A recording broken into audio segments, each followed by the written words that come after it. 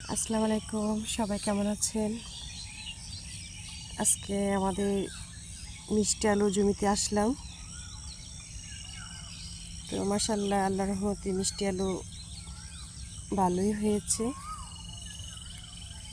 কিন্তু বৃষ্টির কারণে নষ্ট হয়ে যাবে, পোকায় ধরবে। শুধু পোকাই না, এদিক দিয়ে দেখেন, এই যে ইঁদুর মামা মিষ্টি আলু নিয়ে যাচ্ছে। তো মিষ্টি আলু উঠিয়ে নিতে হবে।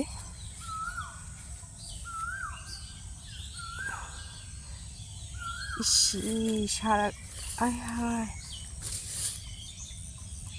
সারা ক্ষেত ইঁদুরে নষ্ট করে দিছি।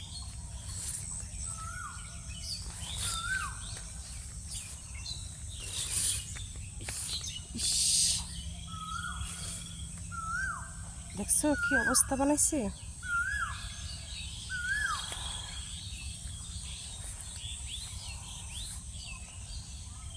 আমাদের মিষ্টি আলুগুলো নষ্ট করে ফেলেছে ইঁদুরে।